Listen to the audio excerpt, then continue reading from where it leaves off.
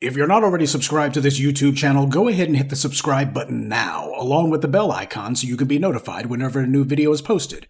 And if you're already subscribed, check and make sure that YouTube hasn't unsubscribed you. And of course, be sure to give the video a like, as well as share it on your social media. The white supremacists hate that. And now, the Sunday address. By now, everyone has heard that the racist murderer Derek Chauvin was allegedly stabbed in whatever Tucson prison they threw him in.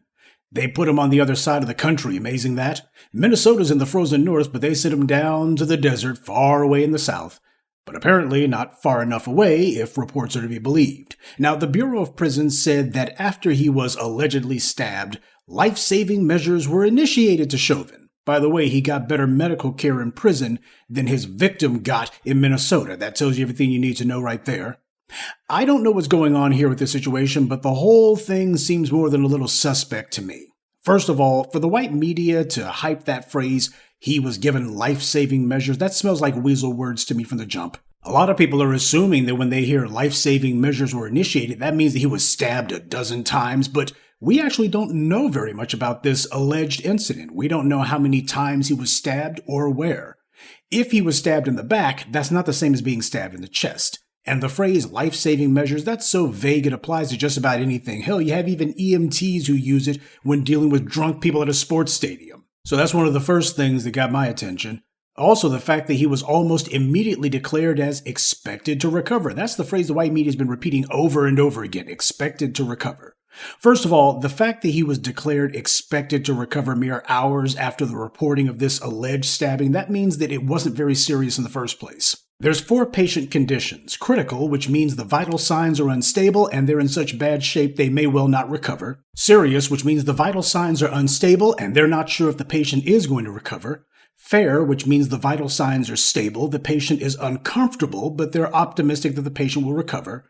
And good condition, which means stable vital signs and expected to recover fully. Now, which one of those sounds more like what this murderer's condition is? Does it sound like he got stabbed up and he's now on an iron lung with somebody reading him his last rites? Or does it sound like someone poked him in the side and he's laying up in the prison infirmary watching TV? His condition sounds a lot more like fair or good rather than critical or serious. And whatever happened, it wasn't severe enough that his family members have been allowed to see him, so nobody thinks he's about to die or anything. But Chauvin's lawyers have been complaining and saying that he's not safe, and that they've been warning about this, and the authorities need to take their petitions on his behalf seriously. That's what they're trying to do with this. They're trying to use this as a launch pad to let's overturn his conviction. The New York Times, who justified and cheerleaded for all of these racist cop killers, they're running headlines saying that this alleged incident raises questions about inmate safety. When black people are murdered by prison personnel, you don't see the New York Times running any headlines about that. Now all of a sudden they're concerned about inmate safety. They're just echoing, repeating, cutting and pasting what Chauvin's lawyers are saying.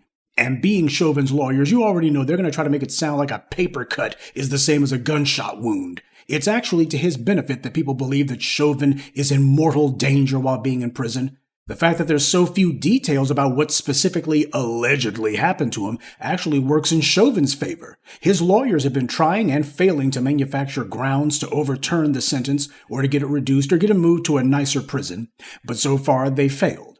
But now, with this alleged incident to crow about, they suddenly have been given a platform to claim he's the victim here and the prison system is out to get him and he didn't get a fair shake, so you gotta give him whatever he wants. Better yet, just let him go. He was being totally ignored before this weekend, but now people are looking at him. How convenient. Perhaps I'm reading a tad too much into this. I suppose that's possible, but I can't shake the suspicion. You're probably getting the impression that I'm not exactly buying all of this, and you would be right. This is not meant to be some sort of hot take, but in all likelihood, Derek Chauvin may well have done this to himself. This alleged attack may well have been staged or otherwise set up, or self-inflicted wounds for all we know. Like those inbred reprobates who murdered Ahmaud Arbery, Derek Chauvin has also been desperately trying to get put into a different prison or get his sentence reduced. He's been more desperate about it. Prisoners in other countries like Russia often do things like this so that they can get sent to the prison infirmary, which is usually less crowded and has far better conditions, or at least conditions that are not as rotten as general population. Hell, it happens even in the U.S., though nobody pays any attention to those prisoners in the U.S. when it happens. The white supremacists want to prove to themselves that they're still above the law, that the laws still don't apply to them. They would love to see Derek Chauvin released because of the political value that would have.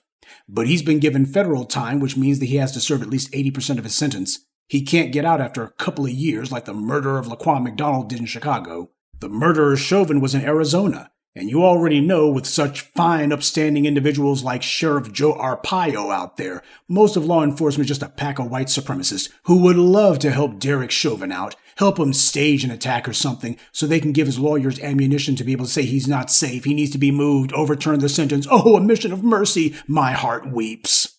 Let's get one thing straight. That animal shouldn't be treated any differently than any other inmate, and we have plenty of examples of how inmates are treated when they get stabbed or otherwise violently assaulted in prison.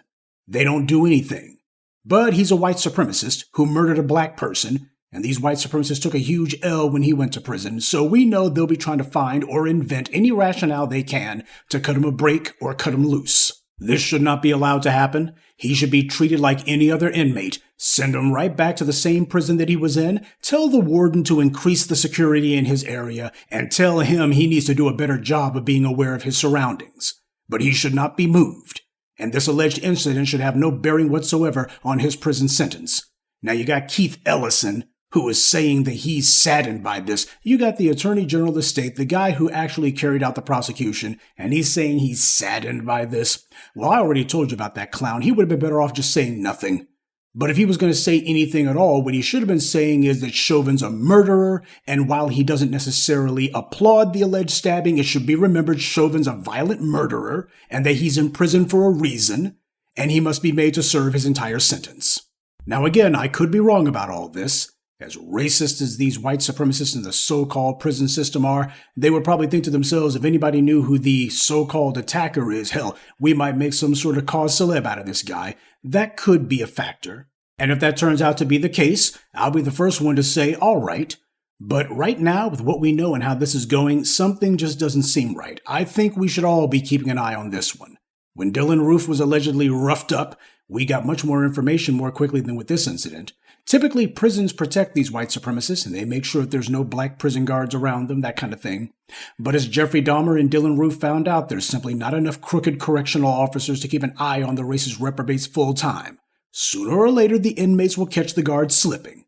But again, we don't have enough information yet. And one thing that nobody's reporting on is whether Chauvin provoked this alleged attack. We know he was involved in numerous violent incidents when he was in the Minneapolis police. We also know that he's a liar. So we need to be asking, what did he do to bring this incident about? Did he go attacking someone like he did in Minneapolis on numerous occasions? Did he perhaps go mouthing off to the wrong inmate? Or the right one? Who knows? But these are the kinds of questions that need to be asked. One thing's for sure, whatever happened here, it shouldn't change anything about his sentence, because it doesn't change the fact that he's a murderer who was convicted by a white jury, and he has no technicalities or procedural grounds for appeal. His lawyers' attempts to help him slither his way out of this one should continue to be ignored. As for me, I'm certainly not shedding any tears in this case. Violence begets violence. The lesson for Derek Chauvin and every other white supremacist who has suddenly found themselves behind bars is, if you can't do the time, then don't do the crime. Good evening, and be one.